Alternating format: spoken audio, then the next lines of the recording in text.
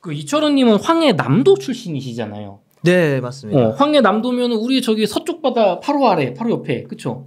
아니 뭐 이번에 걸어서 탈북하신 분 네, 있죠? 네. 네, 그쪽이에요. 아, 그렇군요. 그러면 한국에서 상당히 가까운 지역인데. 그렇죠. 한국 드라마나 라디오 등을 좀 자주 접해 오셨네요. 전파가 왠지 갈 것 같은 느낌이 듭니다.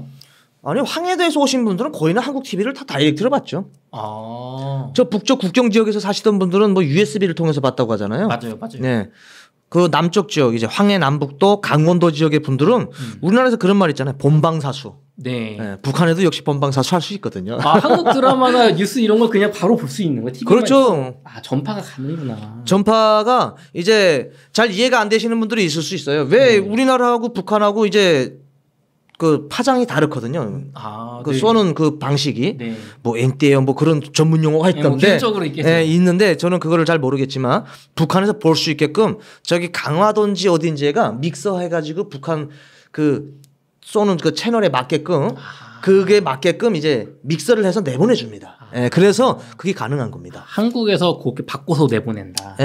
간단한 실례로 뭐 북한에서 뭐 여러 채널들 다 보고 있거든요. 그럼 뭐 어떤 채널 좀 어떤 방송들 많이 즐겨 보시나요, 탈북전? 저는 뭐 드라마는 솔직히 시간상 관계로 드라마 보기에는 좀 저는 뭐 한국에서도 안 보기 때문에 그냥 예능 프로를 좀 봤죠. 예능. 뭐 런닝맨. 아, 런닝맨도 보셨나요? 예, 런닝맨 뭐 제가 뭐 많이 봤습니다. 아, 야, 그런 걸 볼 수가 있구나. 뉴스도 많이 보고요. 뉴스도 보고. 정말 속속들이 아시겠네요. 그렇죠. 그래서 저도 뉴스 보고 한국에 왔으니까요. 아, 그 뭐 어떤 계기로 좀 뉴스? 예, 제가 2016년 8월 15일 전전 박근혜 대통령님의 광복절 축사를 집에서 이제 재방을 보게 된 거예요. 예, 이제 순찰 돌고 들어와가지고 집에서 TV를 보는데 북한 TV가 너무 식상하잖아요. 예, 조선중앙 TV만 나오기 때문에. 그래서 이제 채널을 돌렸는데 이제 한국 TV가 나와가지고 보이부 가족 집들은 거의 다 채널을 고정을 안 시켜요. 북한은 다 채널을 고정을 시키거든요. 한두 개만 딱 볼 수 있게끔. 근데 리모컨 돌리는데 나와가지고 보니까 뭐 남북의 비핵화 문제 그리고 또 다른 하나는 북한의 간부들 주민들 새로운 길은 열려 있다. 자유 대한민국에 오면은 이제 자기의 희망과 꿈을 마음껏 펼칠 수 있다. 뭐 이런 메시지가 있어요. 거기서 이제 빡 가가지고 대통령이 오라는데 가자. 그래서 뭐 제 친구하고 같이 왔죠. 한류 문화를 단속하는 보이부 출신이시잖아요. 네네.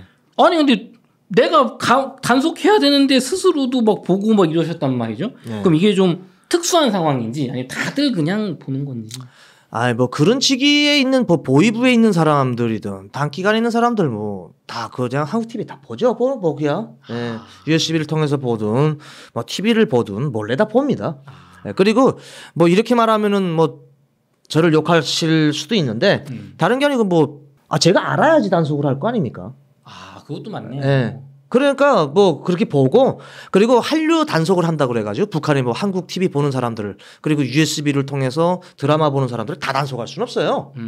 그 사람들 다 처벌하면 뭐 북한 사회가 유지되겠어요. 이미 너무 많이 보기 때문에. 그렇죠. 뭐 그렇다 해서 뭐 전체 100% 다 볼 수는 없지만 많은 사람들이 보고 있기 때문에 그걸 단속할 수는 없고 서로 이제 법 기관에서 일하는 사람들하고 그 한국 TV를 즐겨 보는 사람들하고 서로 상부상조를 해요. 뇌물을 주니까요. 뇌물을. 왜냐하면 그런 단속 통제 기관에 있는 사람들도 뭐 우리처럼 월급이 빵빵하게 나오는 게 아니잖아요. 그렇죠. 북한 월급이 되게 적으니까. 그렇죠. 그러니까 그 뇌물을 받아서 생활을 할 수가 있어요.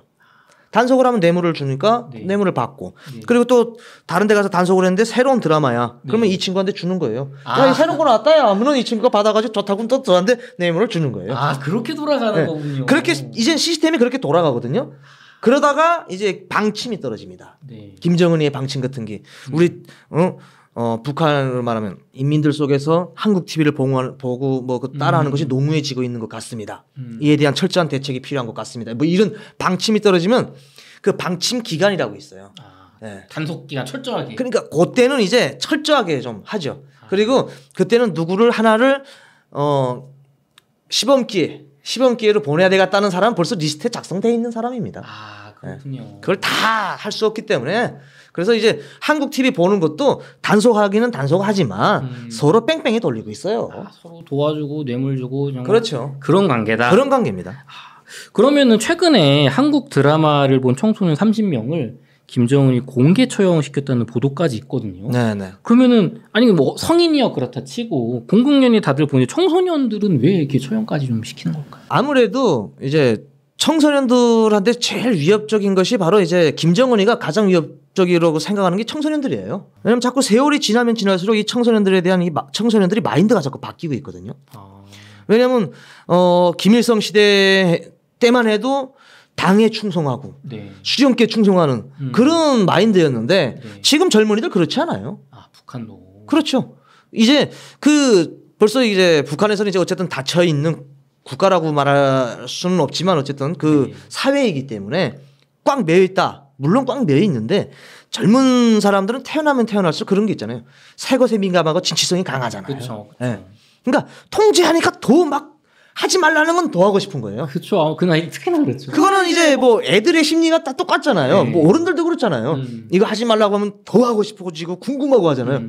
그러니까 이 젊은이들이 한국 TV를 보지 말라고 단속을 하니까 네. 한국 TV를 왜 보지 말라는 거죠? 더 많이 보게 되는 거예요. 뭐 재밌는 거 있나 보다. 그렇죠. 그리고 한국 TV를 더 통제하는 건 왜냐면 언어가 통해서 그래요. 최근에는 이제 중국 TV, 중국 드라마도 못 보게 북한에서 통제를 했잖아요. 네. 새로 지금 뉴스도 나오고 네. 김정은의 지시가 내려갔거든요. 중국도 안 된다. 중국도 안 된다. 네. 왜냐하면 중국이 우리 대한민국의 드라마나 이런 거를 많이 카피해서 쓰거든요. 맞아요. 네. 맞아요. 그러다 보니까 중국도 어쨌든 반사회주의라고 하는 나라에서 자본주의 시스템이 너무 많이 물들어 있는 거예요.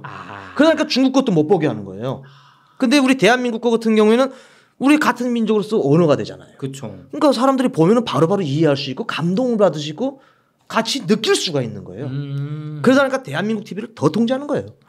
특히나 젊은이들 같은 경우에는 제가 아까도 말씀드렸지만 그래서 이제 젊은이들에 대한 통제법이 나왔잖아요. 네. 네, 반동사상 문화 배격법이라든지 청소년 교양 보장법이라든지 네. 이런 법들을 내놔가지고 명분을 세운 거죠. 예전에는 이 학생들 어린이들에 대한 정확한 이 법적 잣대가 없었어요. 아 처벌 규정이 없었군요. 네. 법이. 법적 잣대가 없었는데 그거를 만들어 놓고선 이 잣대로 해가지고 긋는 거죠 이제부터. 네. 그러면은 김정은은 이렇게까지 좀 이거를 이제 그 쪼이는 정말 청소년까지 처형해야 되는 그 이유가 정말 이게 너무 한류가 위협적이라서 그런 건가요? 위협적이죠. 그 어린 청소년들이 앞으로 커서 군대도 나갈 것이고, 네. 그 군대를 제대되면은 간부도 하든 노동자를 하든 농민을 하든 어쨌든 한 사회를 이끌어낼 주력이잖아요. 그렇죠, 그렇죠. 그 주력들이 한류에 푹 빠져가지고 머리가 완전 썩어 있어봐요. 그렇죠. 아 북한 나쁜 놈들 한국 좋아 막 이런 사람들 그렇죠. 있는 거죠. 그러면은 김정은이가 이제 나이 먹고 막 다음 후대를 생각하면서 네. 후계자를 생각할 때 그때 이 마인드가 변한 젊은이들이 들고 일어나면 어떻게 되겠습니까? 그렇구나. 네. 그러니까 원래 이 기초부터 튼튼하게 다져야 되기 때문에 그냥 탄압을 하는 거군요. 그래서 그러는 겁니다. 근데 그렇게 탄압을 해도 또 그때만 잠깐 그러고 또 계속 보는 거 아니에요? 어쩔 수 없어요. 네. 어쩔 수 없다. 네. 막을 수 없다. 막을 수 없어요. 왜냐면 그거는 뭐 진짜 손바닥으로 태양을 가리는 거기 때문에 네. 그냥 어느 한순간에는 주춤할 수 있어요. 왜냐면 그 사람들도 사람이기 때문에 죽음을 두려워하기 때문에. 그렇죠. 근데 그거는 일파만파로 퍼져나가는 그 사람들의 이 세계관은 어떻게 할 수가 없거든요. 네. 그렇군요. 그러면은 장마당에서 또 이런 거 막 USB 막 주고받고 할 거 아니에요? 네. 아닌가요? 그거 따로 봤네요. 그러면 이렇게 북한 주민들 사이에서 가장 인기 있는 한국 물품은 좀 뭔가요? 어떤 건가요? 뭐 드라마도 좋고 기계도 좋고 다 좋습니다. 어쨌든 제가 북한에서 했을 때는 공개적으로는 USB가 제일 좋은 걸로. USB. 네. 그러니까 중국 거는 조금 쓰면 고장 나거든요. 네. 중국을 그래서 북한 사람들이 싫어하는 원인이에요. 그래요? 네. 짝퉁을 하도 잘 만들고 네. 일회용처럼 만들어가지고 네. 잠깐 쓰다 나면 USB 못 쓰게 돼요. 예, 그래서 한국 거를 좋아하는데 그리고 북한 사람들이 한국 거를 다 뭐 많이 사용하고 있다. 근데 솔직히 북한에서 우리 대한민국 거를 팔긴 팔지만 네. 상표를 떼고 팔아가지고 어느 나라 건지 모르고 사용하는 사람들이 많아요. 모르는구나. 예. 모르고 사용하는 사람들이 많아요. 근데 그걸 후에 보니까 한국 거였다. 예, 이렇게 생각하는 사람들은 마치 우리 대한민국 태극기를 공공연하게 달고 팔진 못하잖아요. 그렇죠. 예. 그래서 이게 한국 거다라고 말할 수는 없죠. 예. 근데 그 후에 보니까 이제 한국 거인 거죠. 그러면 USB에 영화나 드라마 뭐 그 노래 이런 걸 담아서 파는 건가요? 그런 거를? 그거는 이제 복사해준 복사 비용이 또 있죠. 복사 비용. 그렇죠. 그 북한도 말이 사회주의지 네. 다 돈이에요. 그럼 그냥 그러니까 아무것도 안 들어있는 USB는 얼마? 그렇죠. 뭐 들어있으면 얼마? 뭐 들어있는 비용하고 그리고 또 이제 빈 USB하고 다르죠. 빈 USB는 사가지고 또 이렇게 아는 친구들 사이에는 또 이제 컴퓨터 있는 친구한테 그렇죠. 또 서로 복사해 줄 수 그렇죠. 있으니까. 그럴 수 있고. 예. 그리고 시장에 나가면 이제 시장에 나간다든지 이제 몰래 파는 사람들은 뭐냐면 새로 나온 거. 희소성이 있는 거. 예. 그런 것들은 이제 돈 주고 파는 거죠. 맞아요. 최근에 제가 영상 보다 보니까 옛날에는 탈북하셔가지고 뭐 밥 좀 주세요 이랬으면 이제는 무슨 드라마 뭐 몇 부 그 최신화 어떻게 됐냐 결말이 막 이런 거 물어본다고 하는데 맞아요. 진짜인가요? 지금 최근에 오신 분들은 이 탈북 준비도 철저하게 하고 있고요. 한국에 대해서 어느 정도 다 알아요 이제. 이게 모르고 오는 게 아니군요. 예. 그러니까 북한에서 영상을 찍어 온다니까요. 진짜요? 예, 북한 영상을 찍어 갖고 와요. 그래 탈북 전에. 탈북 전에 그 찍어 갖고 와가지고 실제 북한 영상이라고 해요. 와, 그 정도 대단하죠. 예. 진짜 그거 보면은 북한의 이 젊은 세대들이 많이 바뀐 것 같아요. 야, 그러면 정말 좀 통일에 대한 희망 혹은 이 북한의 압제에 대한 뭔가 변화에 대한 희망이 좀 느껴지는 것 같은데 북한이 한류 열풍이 엄청나다. 이게 어제 오늘 이야기가 아니라 지금 한 20년 가까이 아마 이 북한에는 이 한류가 지금 꾸준히 유입이 되고 있을 거예요. 그리고 네. 저 또한 이제 그 시대를 풍미했던 영화, 드라마, 음악들을 다 이제 접하고 온 케이스죠. 그래요? 아니 저희 한국에서 북한 전문가라고 하시는 분들 가운데서 네. 그런 거 그냥 말만 있지 못 본다. 왜냐면 총살 당하기도 하고 심지어 또 무슨 이번에 중고등학생인가요? 네, 신의주에서 이제 그게 반동사상 문화배격법이라고 2022년에 이제 북한이 제정하면서 네. 그거에 이제 해당하는 그 미성년자들이죠. 이제 사용하는 일이 있었는데. 반동사상 문화배격법이 이제 남쪽의 한류 문화, 남조선의 이제 영화, 드라마, 음악을 접하면 본인이 보면 이제 5년 이하의 이제 감옥에 가야 됩니다. 그리고 이걸 보고 나서 개인들한테 이렇게 유포를 하는 거잖아요. 나 봤는데 재밌어, 야 너도 봐. 이렇게 해서 유포를 하면 이게 이제 최고 15년. 네, 그리고 이걸 가지고 복사하고 이걸 뭐 약간 돈벌이로 이용하고 그거를 사람들한테 계속 설파하고 이렇게 되면 이제 사형까지도 그래서 법적 조항을 만들었어요. 딱 북한에서. 근데 이게 괜히 만든 게 아니라 북한이 이제 고난의 행군을 겪으면서 90년도에 식량난이 심했어요. 근데 이제 그때는 중국과 북한의 국경이 지금 한 압록강 두만강을 합쳐서 한 1,400km가 되는데 네. 거기엔 국경경비대가 거의 없었어요. 옛날에는. 그러니까 사람들이 물들어 이제 양동이 들고 이제 국경 연선에 갔다가 그냥 중국 넘어가는 거예요. 네. 뭐 경비나 이런 것들이 지금처럼 삼엄하지 않으니까. 근데 갔다가 돈 좀 벌고. 근데 사람이라는 게 이제 채워야 되는 것들이 있잖아요. 이제 식욕, 수면력, 뭐 이런 것들. 이런 걸 채우고 나서 그 다음에 이제 눈을 돌리는 건 좀 배가 부르니까 이제 문화 쪽으로 눈을 돌리는 거죠. 보고, 듣고, 즐기고.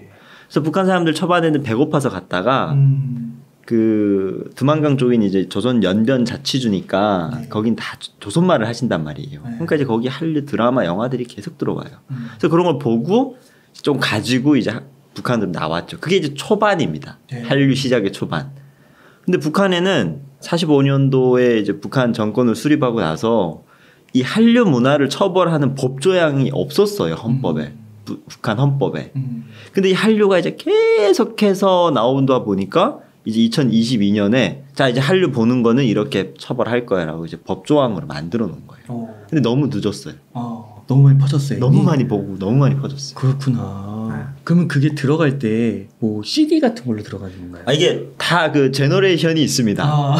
왜냐 90년도에는 CD가 없었잖아요. 그러니까 VHS, 네, 각테이프. 각테이프. 네. 그게 이제 영화 하나 들어가잖아요. 그게 90분짜리가 이만한 거. 그래서 그거는 초반에는 보다가 많이 걸리기도 하고 좀 힘들었어요. 그냥 부피도 크고. 그 다음에 나온 게 CD가 나왔습니다. 그러니까 CD 알판이라고 북한에서 하는데 알판. 요거 하나에 이제 영화 하나, 드라마 하나니까 그게 이제 20개씩 뭉태기로. 그게 이제 북한에 들어왔죠. 그 다음에 나온 게 DVD 블루레이예요. 그러니까 한 판에 24부작을 다 담는 거잖아요. 거다가 지금은 메모리, USB에서 넘어서 이제 메모리. 요만한 거 있잖아요. 저희 많이 쓰는 거. 그렇게 꽂아가지고. 그렇죠. SD 카드 중에서도 제일 작은 거. 그래서 그런 거는 이제 지금 감추기가 쉽죠. 걸리다가 뭐 먹기도 하고. 진짜요? 뭐 삼키기도 하면 뭐 모르니까. 야, 아니 그럼 그거를 쓸 수 있는 기기들은 다 집안에 있는 건가 보네요. 북한도 CD를 그러니까 국가 차원에서 만들어서 제작을 해서 배포를 해요. 그 북한 영화, 드라마, 이런 음악들을. 네. 그래서 그걸 사용하는 기계는 다 있죠. TV나 있고. 혹은 밖에만. 네. 야, 그렇구나. 그러면은 이렇게 엄격하게 법으로 제정을 한 거잖아요. 네. 그리고 위협도 하고 이제 실제 보여주기도 하고. 맞아요. 그런데도 이거를 멈출 수가 없는 건가요? 멈출 수가 없죠. 네, 왜냐하면 제가 알기로는 비트코인 굉장히 좋아하시잖아요. 네. 비트코인을 하는데 국가에서 제재를 해요. 그런다고 안 하시겠습니까? 그거에 푹 빠져 있는 사람들은 어떤 루트를 외국 뭐 계좌를 파던 사람한테 도움을 청하던 해서 어떻게든 한단 말이에요. 근데 북한 사람들의 뭐 다 그렇다고는 말 못하겠지만 젊은 층에서 이미 맛을 봤습니다. 영화, 드라마. 그리고 북한에서 만들어내는 음악, 영화, 드라마가 눈에 안 들어와요. 왜냐면 보는 수준이 미디어를 시청하는 이 시선이 높아졌어요. 그러니까 그걸 이제 안 보면은 이제 너무 공허한 거예요. 그러니까 이렇게 법적 처벌 수위를 높여놨지만 이게 또 약간 아이러니한 게 자, 5년, 10년, 뭐 최고는 이제 사형까지 한다라고 했지만 북한 청년들이 20만 명이면 다 봐요.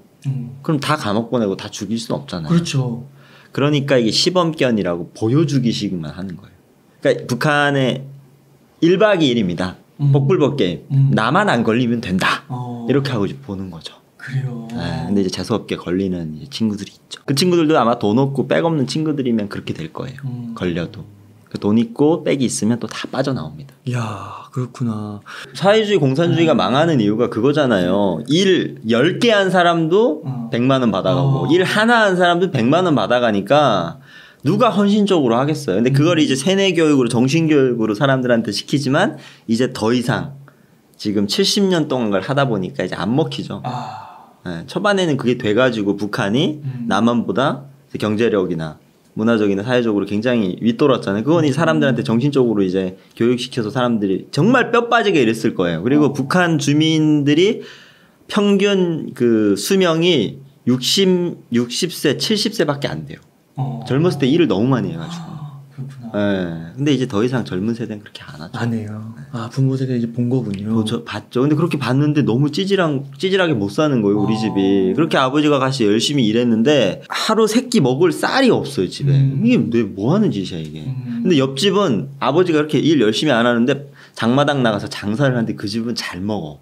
집에서 기름 냄새가 나. 그럼 애들은 아버지는 그렇게 살아도 나는 이렇게 살지 않겠다라는 게 이제 사회적으로 그냥 교육이 되는 거예요. 아, 그렇군요. 그 장마당을 언급해 주셨는데 네. 이거는 뭐 어떤 시장이 이렇게 존재하는 건가요? 이게 장마당의 역사가 좀 있는데 북한이 이제 농민시장이라고 해서 1960년도에 원래 사회주의 국가는 이제 개인이 뭔가 물건을 주고 팔고 이게 안 되게 다 법적으로 정해져 있는데 농민시장이라고 우리나라처럼 약간 5일장 같은 건 열어줬어요. 네. 60년대. 그래서 농민들은 만약에 집에서 텃밭에서 기른 뭐 채소나 이런 것들을 팔고 거기서 이제 물물교환식으로 되게 작은 시장이 이루어졌죠. 근데 그게 이제 진화 발전하면서 90년도에 고난행군 배급을 안 주고 그러니까 사람들이 만약에 내가 농사꾼이에요. 쌀은 좀 있어. 근데 다른 게 아예 없잖아요. 그러면 쌀을 가지고 그런 농민시장에 나가서 저기 옷 좀 하나 주세요. 물물교환 형식으로 이루어지다가 이게 완전히 왕성하게 된 거예요.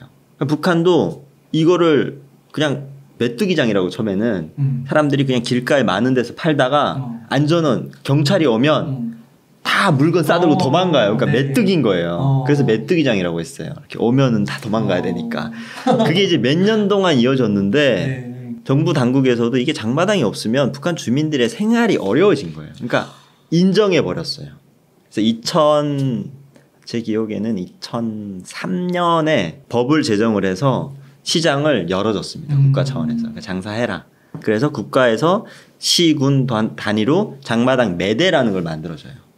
그래서 딱딱딱 정해서 우리나라 전통 시장이에요. 네. 네, 딱딱 본인 매대에 있는 것처럼. 그래서 거기서 물건을 팔고 사고 하고 어느 정도는 국가에 바쳐라. 근데 북한이 원래 세금이 없어야 될 나라예요. 사회주의, 공산주의는 세금이 없거든요. 네. 무상교육, 무상의료잖아요. 근데 장사해서 얼마 정도는 한 달에 20만 원씩 뭐 이렇게 바쳐라. 그래서 이제 국가에서 그게 수입으로 돌아가는 거예요. 그렇구나. 근데 그 장마당이 지금 400개가 넘어요, 북한에.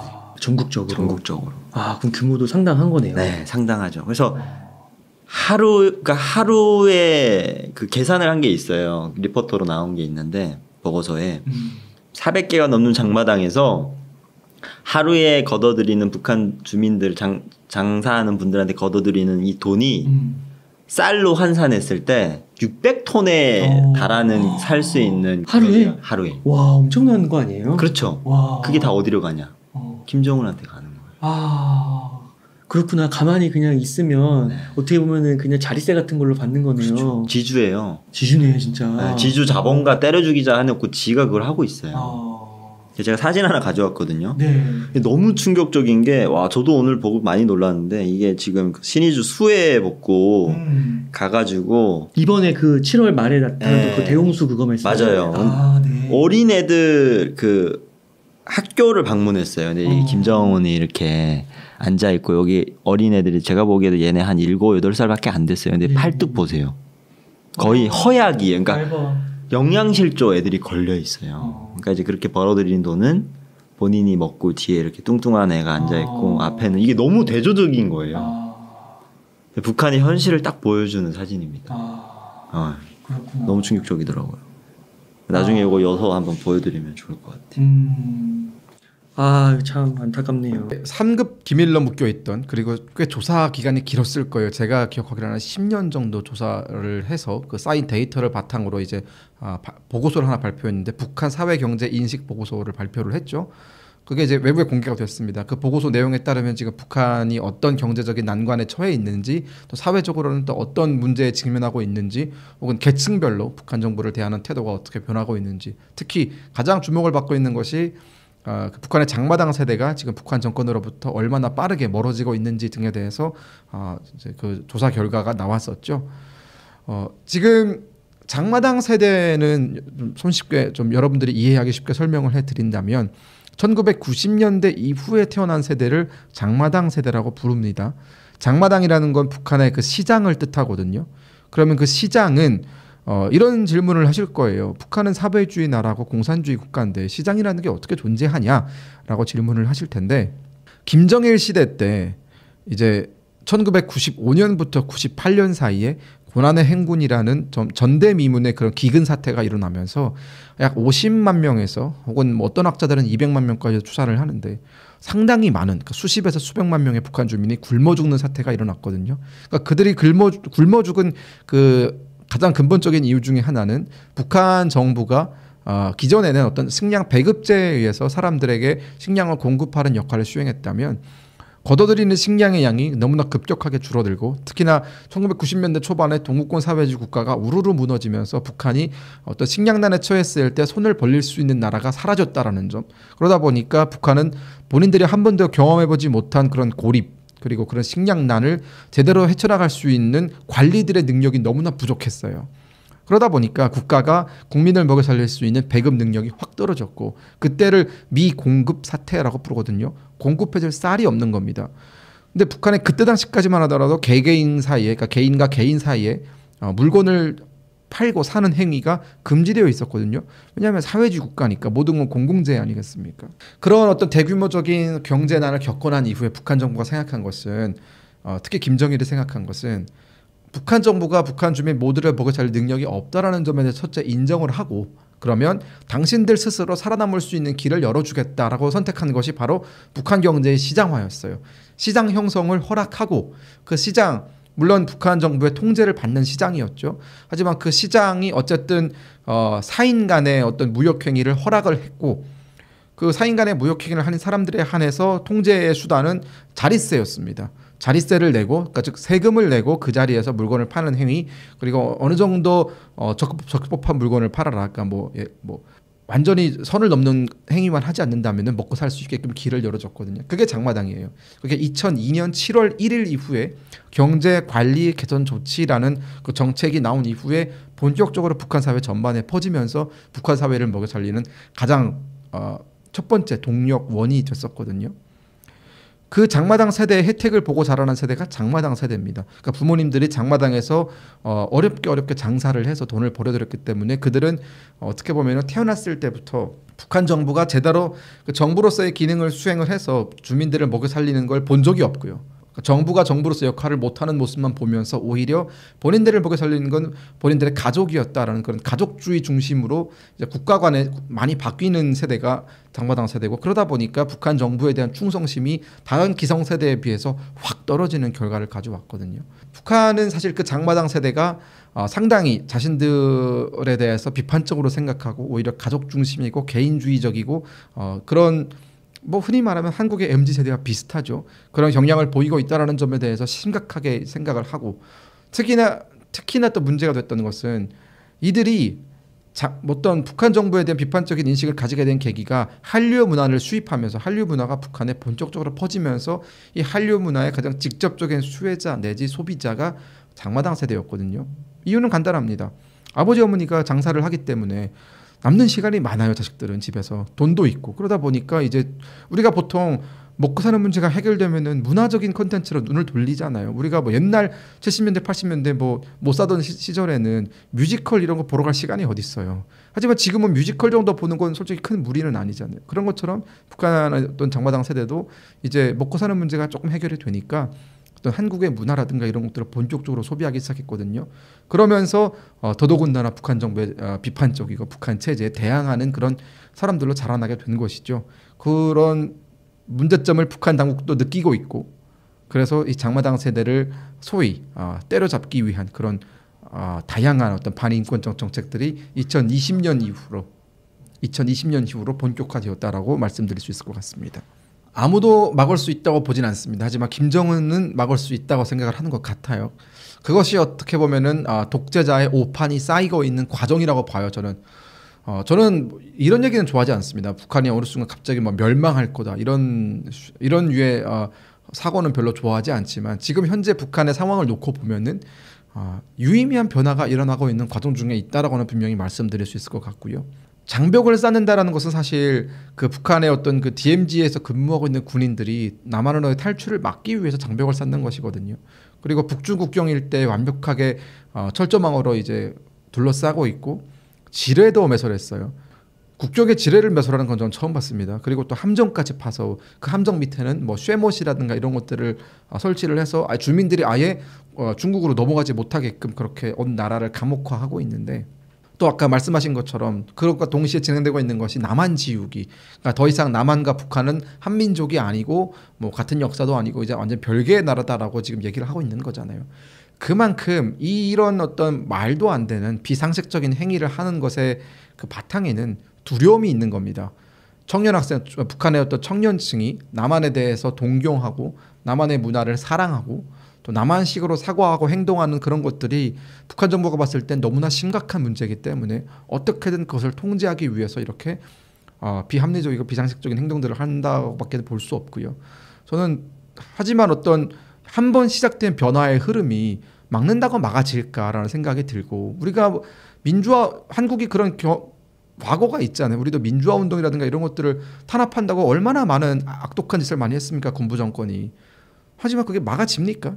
결국은 터지게 되어 있거든요. 저는 그래서 북한도 지금 그런 과정 중에 있다라고 보고 있습니다. 김주애에게로 후계 구도가 넘어가고 있는 과정이라고 저는 평가를 합니다. 근데 그것도 사실 말이 안 돼요. 그러니까 북한 체제에서 어린 여성이 최고 지도자의 반열에 오른다라는 것은 그 어느 누구도 상상하기 어려웠던 일이거든요. 근데 그런 모두가 상상하기 어려웠고 또 모두가 불가능하다고 생각하는 것을 김정은은 지금 시도하고 있습니다. 그러니까 여러 가지 저는 최근에 김정은이 내리고 있는 결정들을 보면 상당히 비합리적이고 비상식적이다. 그리고 이것이 충분한 어떤 숙고의 과정을 거쳐서 나오는 것이 아니라 무엇에 등 떠밀려서 혹은 쫓기면서 나오는 그런 성급한 조치들인 것 같다라는 생각이 들거든요. 김주애가 만약 정말 김정은이 원하는 대로 권력을 이양받게 된다면은 저는 굉장히 큰 혼란이 올 거라고 봐요. 일단 북한의 군부가 과연 그 여자가 본들을 지휘하는 것에 대해서 북한은 군 통수권자가 최고 사령관이 지금 현재 김정은이거든요. 그러면 김여정이 그 최고 지도자가 되면 군 통수권을 다 받을 텐데 뭘 알겠습니까? 군사작전에 대해서. 사실 군에 대해서 아무것도 모르는 거죠. 군이 충성을 하기 위해서는 어느 정도 군에 대한 장악력을 보여줘야 되는데 그런 장악력을 보여주기에 과연 김주애가 적합한 인물이냐. 저는 아니라고 보고요. 그리고 또 김주애는 북한 청년들의 지지를 전혀 받지 못하고 있습니다. 대표적인 이유가 김정은은 지금 청년층을 거의 뭐 개패듯 때려잡고 있잖아요. 2020년부터 지금 기회가 있으면 때려잡는단 말이에요. 근데 통제하는 것과 다르게 김주애는 머리도 길고 명품으로 도배하고 있고 전혀 북한이 청년들에게 요구하는 어떤 사상적인 높이에 걸맞는 행동들을 하지 않습니다. 뭐 머리를 귀 밑까지 잘라라, 뭐 치마를 입지 말아라, 뭐 하이힐을 신지 말아라, 뭐 등등의 다양한 세부적인 하지 말라라는 조건이 있는데 김주애는 이 하지 말라는 것들을 다 하고 다닌단 말이에요. 그러면 최고 지도자가 모범이 되거나 혹은 선도적인 역할을 해야 되는데 전혀 그러지 못하고 있다 보니까 이런 생각을 하는 거죠. 아니 쟤는 뭔데? 우린 다 이렇게 통제하면서 쟤는 최고 지도자 딸이라서 저렇게 할 수 있는 거야? 이건 너무 불공평하다라고 생각을 한 거기 때문에 김주애는 지금 지지를 받지 못하고 있다. 그 마지막 허들은 만약 김주애가 권력을 이양받게 된다면 그 주변에서 김주애의 권력을 노리는 사람이 과연 없을까? 그러니까 김주애의 정통성을 문제 삼을 근거가 상당히 많이 있어요.